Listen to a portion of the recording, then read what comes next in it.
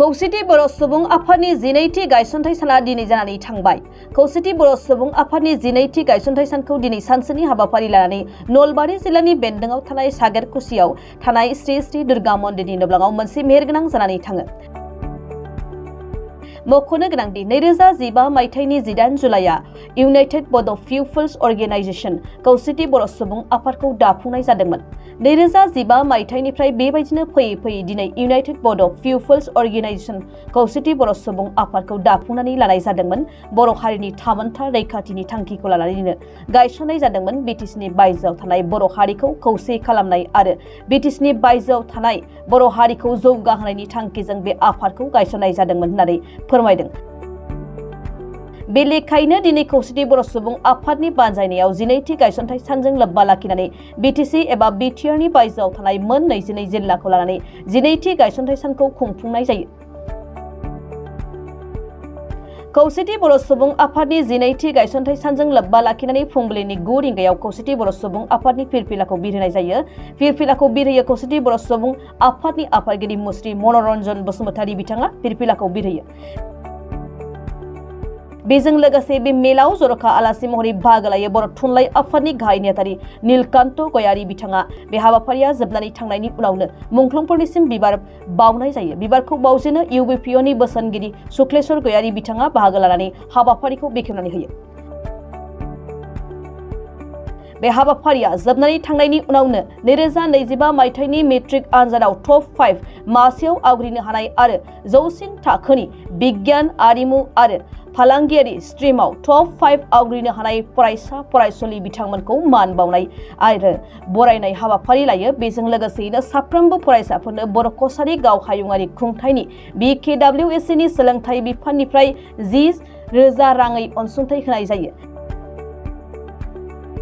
बे हाबाफारियाव बाहागो लानानै BKWSनि मासिगिरि अनिल बसुमतारी बिथाङा बाहागो लानानै हाबाफारिया जाफुंसार खालामो। खौसेथि बर' सुबुं आफादनि 12थि गायसनथाइ सानजों लोब्बा लाखिनानै मोनसे गेवलां मेल खुंनाय जायो। बे मेलखौ सामलायो खौसेथि बर' सुबुं आफादनि आफादगिरि मनरन्जन बसुमतारी बिथांनि मासि लानानै सामलायनायाव जानानै थाङो।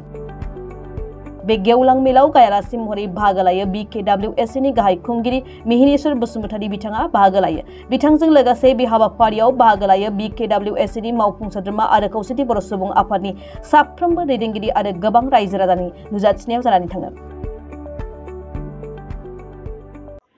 दिनैहाय नलबारि जिल्ला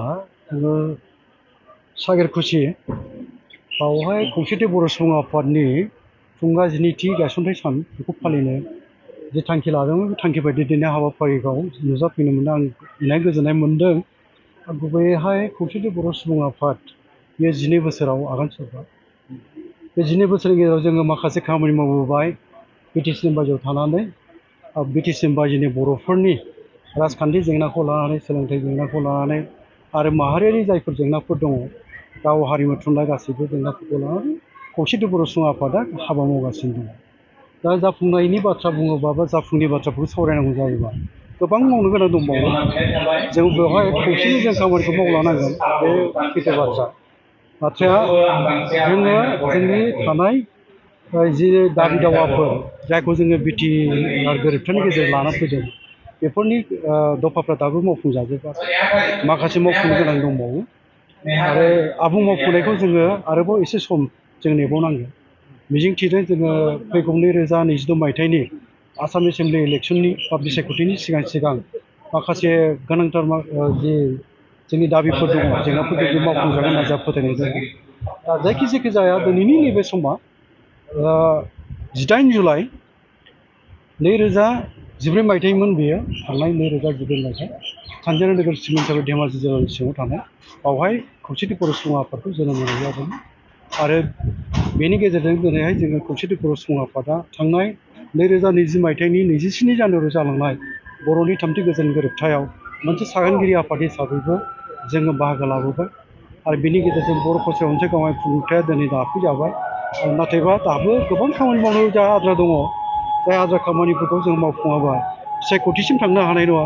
आरो जेब्लासिम बिसायख'थिसिम थांनो हानाय नङा अब्लासिम जोंनि रां बावजा मोननायफ्रा आबुं जानाय नङा। आरो जोङो रायजो राजा आइ आफा लुबैनाय बायदि बा जों लुबैनाय बायदि खामानि मावनो साननाय दङब्लाबो जों मावफुंनो हानाय नङा। मानोना माबा मोनसे मावफुंनो गोनां जायोबा जोङो रांखावरिनि जि फैयो नालाय बाथ्रा फैयो नालाय रांखावरिया जा मोजोमथि नंखाय जोङो सनकसनिफ्राय सदियासिम आरो बराक सेरफांआव जोङो गं 22 जिल्लायाव राननांगौ जानायाव बे जों मोननाय 85 लाख राङा बे 85 लाख रां बेयो थोजासे मालाबाबो जानो हाया जोङो गभर्नमेन्टखौ बुंबाय थादों नारसिनबाय थादों जोंनो राङा नांबावगौ रायजो राजाया खामानि मावनो लुबैदों जों मावनो लुबैदों ओंखायनो जोंनो रांखौ बारायनांगौ बेफोर नारसिनबोदोंबाबो बे दा मोगथां महर मोनाखै आरो जोङो बुंनो थाङोबा जोङो स्पेसियेल पेकेजनिफ्राय जोंबो रांखौ मोननांगौ बाहागो बेखौबो जों मोननो हायाखै बेनि थाखाय जों सानबाय थादों ओंखायनो जोङो स्पेसियेल पेकेजनि थाखायबो बोरैहाय जोङो मोनगोन बेनि थाखाय जोङो खामानि मावनो नाजाबाय थागोन जायखिजाया जोंनि नाजानाया थागोन नाजागोन दा जोंना बर' कसारि अनसोल गावारि खुंथाया गिबि खोन्दोनि गामि फोसावनाय जाबाय गिबि खोन्दोनि गामि फोसावनायाव जोङो गं 958 गं गामिखौ जों फोसावहोनो हाबाय आरो नैथि खोलोब फैबावगोन आरो जानोबो हागौ थामथि खोलोबसिम थांगोन दा बेखौ नायोबा जोंनि बर' कसारि अनसोल गावारि खुंथायनि जे जों बिसायख'थिखौ थाबै मोननो लुबैदों बेयो बेसेबांसिम जोङो जाफुंहोनो हायो नाजाबाय थादों सरकाराबो बाथ्रा होनाय बायदियै खामानि मावनो नाजादों नाथाय जों नुनायाव गामिया सिगाङाव नटिफाइड खालामग्रोजानांगोन फोसावग्रोजानांगोन सरकारनि दारै बेनि उनावसो बियाब दागोन आरो बियाब दाखांनायनि उनावसो जोङो बिसायख'थिखौ गेलेहैनो हागोन बे बाथ्रा दायो दा बेनि थाखायथ' जोङो सरकारजों रायलायबाय थादोंबाबो जों लुबैनाय बायदि फिथाइ मोनथ'वाखै आरो दुलाराय बर' फरायसा आफादजों खौसेथि बर' सुबुं आफादजों बा जोङो बिटिआर माने गभर्नमेन्ट आरो जोङो WC माने बर' कसारि अनसोल गावारि खुंथाय जोङो सम सम ज' रायलायदों आरो जों सोलोंथाइ बिफाननि मन्थ्रिखौबो लोगो हमदों जोंनि जेराव फोरोंगिरिनि आंखाल बा जोंना साबेसे फोरोंगिरिया थैलांखो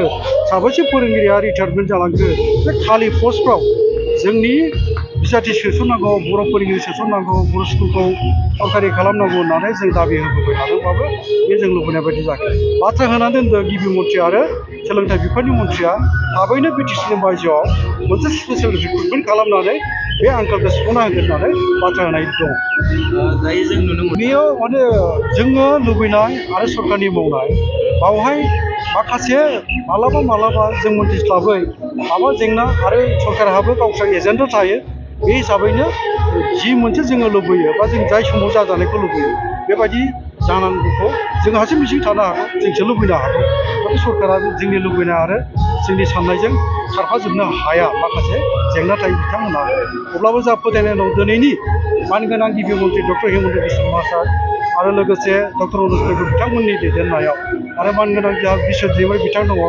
स्पिकार मन्थ्रिगिरि बिथांमोननि दैदेननाय बा बिथांमोननि सरकारनि गेजेरजोंनो माबा मोनसे मोजां मोनसे सुस्रांनाया बा जोंनि दाबि दावानि जाफुंनाया मोगथां जानानै फैगोन होननानै जोंहा फोथायनाय दं गोजोन्थों